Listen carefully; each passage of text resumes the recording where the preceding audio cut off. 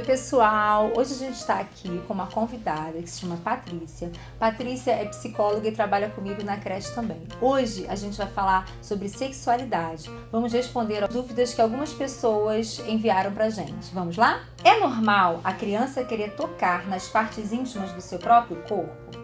Carla, na verdade, essa idade é normal que isso aconteça, mas não só com 3 anos, a partir de 3 anos não. Na verdade, não tem uma idade certa para essa curiosidade aparecer. Por volta dos 2 anos, a criança faz o desfraude e aí a área fica livre, né? Disponível para essa curiosidade aparecer com mais frequência. E a criança ela vai demonstrar essa curiosidade normalmente de 3 maneiras, né? Primeiro, a sexualidade infantil ela está ligada muito à curiosidade com o próprio corpo. Só que ela aparece de 3 maneiras, por quê? Essa curiosidade ela pode estar ligada, né, só a perguntas. A criança vai ter muitas dúvidas, ela vai trazer para os pais essas perguntas, né? Quem é que tem pênis, quem é que tem vagina, vai perguntar sobre a parte que dá prazer. A curiosidade tocando o próprio corpo. E também tem a curiosidade no corpo do outro. Não só de ver o corpo do outro, mas também tentar tocar no corpo do outro. Eu acho que isso assusta um pouco as pessoas. Eu lembrei agora você falando de uma situação que eu vivi com meu filho quando ele era pequenininho. Ele estava começando a falar assim, em torno dos 2 aninhos, já estava desfraldado. Eu lembro ele sentado no vaso e de repente ele surge com a pergunta assim: mamãe, cadê o seu pênis? Porque a gente fala corretamente, né, os nomes dele. Cadê seu pênis? Aí eu falei pra ele: mamãe não tem. Ele arregalou um olho enorme pra mim. Como assim você não tem? O que aconteceu com você que você não tem o pênis? Né? A carinha dele era essa, né? Eu expliquei: não, mamãe, menina não tem pênis, tem vagina. E ele ficou me olhando assim, demorou um pouco. E aí, dali em diante, eu percebi que de vez em quando ele perguntava quem era menino, quem era menina, a vovó, o papai. Ele perguntava muito pra mim. Eu acho que como eu fiquei a referência da primeira pergunta pra ele me perguntava: a vovó é menina ou é menino? Aí ele completava: então a vovó não tem pênis também, né? E ele demorou um tempo e eu morria de rir com isso, né? Dessa curiosidade, até ele entender, né? Sim, e na verdade a criança ela não tem não só acesso, né, para ver muito essa diferença, mas ela também não tem, a atenção dela não está voltada para isso. Quando a criança começa o desfraude, normalmente nessa idade, eu estou focando muito nisso porque é quando a frequência está maior, né? A questão da sexualidade infantil se aflora e os pais começam a perceber mais, né, os professores também. E a criança começa a tornar isso um tema para a vida dela, né? Então tudo é xixi, tudo é cocô, aí tem a vagina, tem o pênis, se torna um tema porque justamente está acontecendo, ela tá livre para poder explorar isso. Então, uma das formas dessa curiosidade é tocando no seu próprio corpo, que é o que a gente chama de masturbação infantil. Isso assusta alguns pais, né? Quando a gente fala, seu filho está se masturbando. Nossa, não, mas isso como não pode assim, acontecer né? nessa Meu idade. filho já tem 2, 3 anos, 4 anos de idade. Masturbação é algo que acontece na adolescência.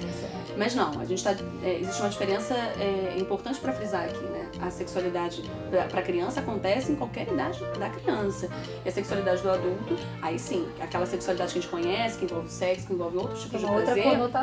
Outra conotação, ele vem a partir, né, da adolescência. Aí vem a pré-adolescência, começa a curiosidade, a adolescência. A sexualidade infantil é esse início, né, dessa descoberta, dessa curiosidade que não envolve prazer buscando o corpo do outro.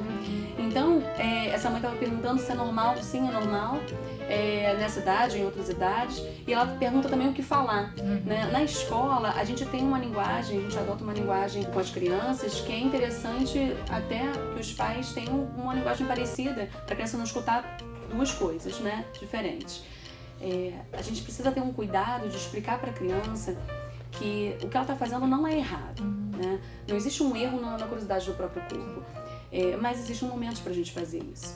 Então, no meio da sala de aula, ela não pode botar a mão na vagina, o menino não pode, né, mexer no pênis. Então, existe uma questão contexto que envolve mesmo uma social, exposição de contexto social e cultural que a gente sabe que não é esperado na nossa cultura que isso aconteça. Né? Existem algumas regras na nossa sociedade e a gente tem que passar isso para a criança em qualquer, independente do tema. Então a gente vai falar com a criança sobre a postura dela, sobre a maneira de sentar, a maneira de falar. A gente vai falar também sobre a exposição do corpo. Não pode botar o pé na mesa na hora de comer, também não pode colocar. Também não pode abaixar as calças na frente das pessoas. Não pode colocar a mão na frente das pessoas. Isso aí. Então o que acontece muito na escola, e vai acontecer em casa também, né? Só que em casa a criança até tem um espaço para poder fazer isso, mas nem sempre ela escolhe o momento certo ou sabe o momento certo, né? Também tem isso, a gente tem que orientar a criança. Então, vale a pena a gente ter a mesma linguagem. E na escola, o que a gente fala pra criança? No momento que ela tá ali, no meio da turminha, ou na hora de um soninho também, Carla, porque acontece, a criança acha que ninguém tá vendo. A gente vai falar pra ela que aqui não é o momento.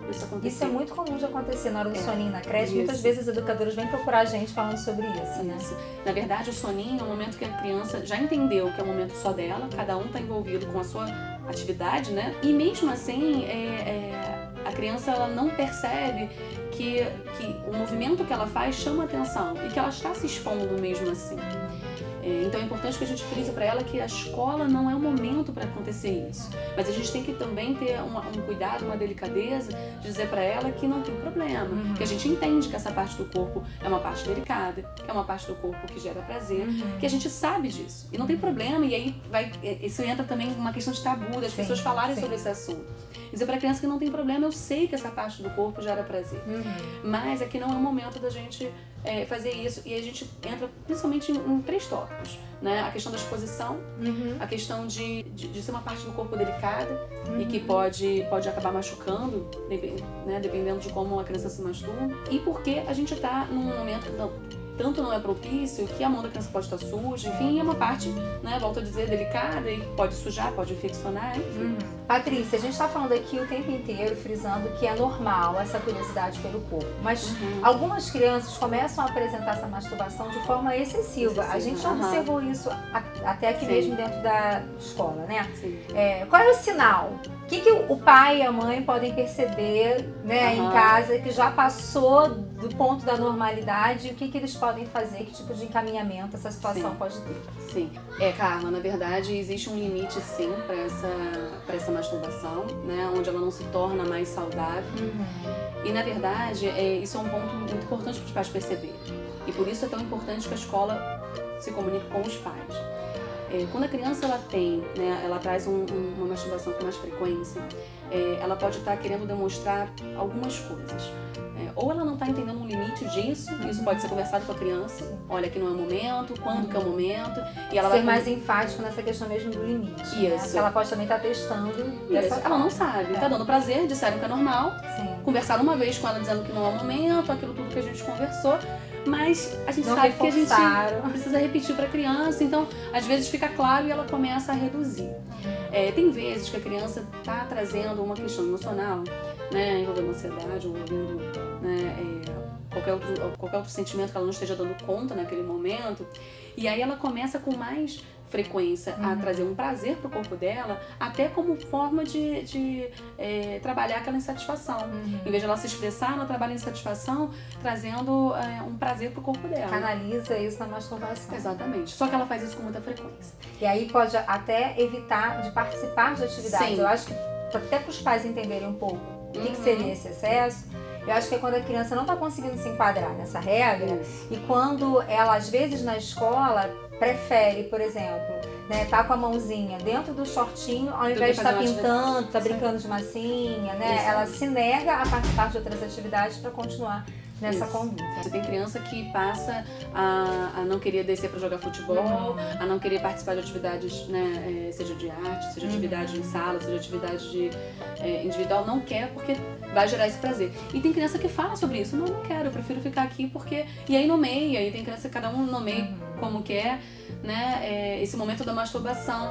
E tem criança que não fala nada, mas diz só que não quer, né? E qual seria a conduta, Patrícia, assim? Na verdade... Chegou uma situação como essa, tô percebendo que meu filho tá dessa forma. Qual seria a melhor condução nessa situação? Toda vez que a criança estiver agindo de uma forma frequente e com uma intensidade que não é o normal... Já conversou, né? Já explicou? Já conversamos, já explicando. Estratégias. Exatamente. Isso não está se caracterizando como algo saudável. Então você tem que procurar um profissional. Um especialista. É importante que a família converse com a escola para entender um pouco sobre essa intensidade e a frequência e que você procure um especialista. E aí, nesse momento, pode até ser que a investigação, né, sobre essa questão emocional envolvida na masturbação se estenda, né, por uma investigação se aconteceu ou não algum tipo de abuso com essa criança também, cara. Porque a criança que traz uma relação, uma ligação com essa masturbação de uma maneira muito intensa, ela pode estar dentro desses... Pode ser um dos sintomas. Um desses sintomas. Né? Ela pode não estar atenta a esse limite, ela pode estar vivendo alguma questão emocional, ou ela pode sofrer algum abuso. E aí vocês vão perceber isso quando a criança demonstrar uma alteração de comportamento quando se masturbar, ou seja, ela mostra, né, uma inquietação, por vezes ela mostra um sentimento de medo, um sentimento de vergonha. Então, são várias reações que a criança vai tendo que você percebe que é diferente de quando a criança está se masturbando só para gerar prazer. Se você tiver mais dúvidas, manda pra gente, a gente vai responder aqui. Se você curtiu, dá um joinha aqui embaixo, se inscreve no nosso canal, compartilhe com seus amigos e siga Estúdio da Criança nas redes sociais. Até a próxima!